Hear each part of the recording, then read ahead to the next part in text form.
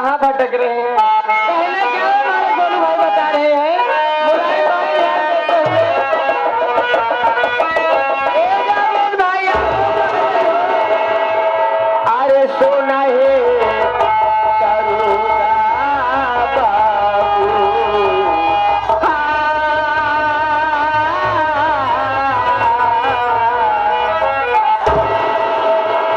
ए संजय भैया, तो कब भुलाई गए हो? आगे आप एक ग्राहक बा हो। सोना है करूँगा बाबू हमारे को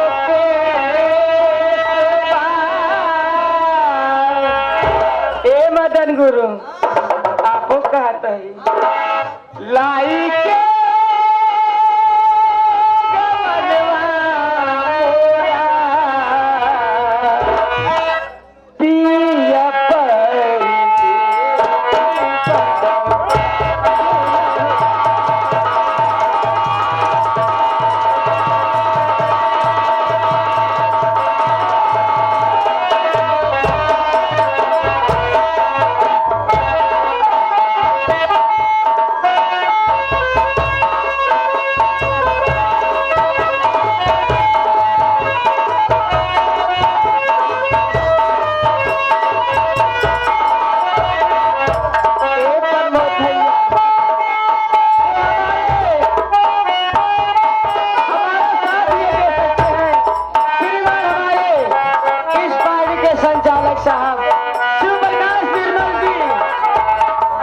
के पास दिल है। जब मैं कुछ बताती हूँ तो एहसास करते हैं, लेकिन कहना क्या हो।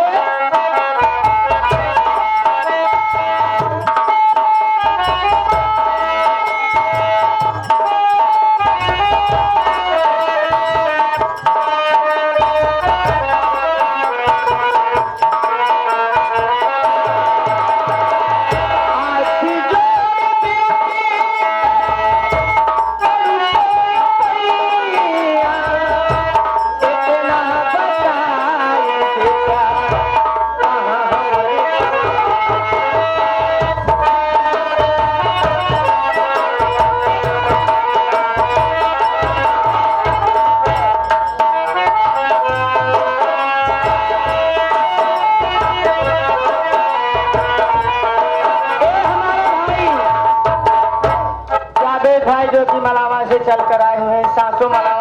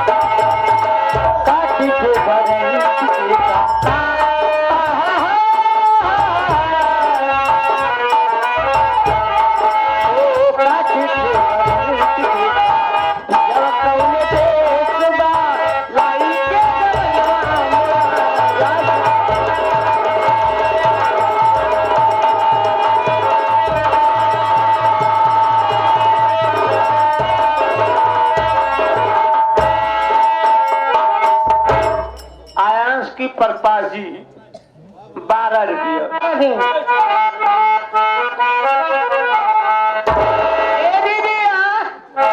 अरे नहीं हर से दिल रूठा सोना हो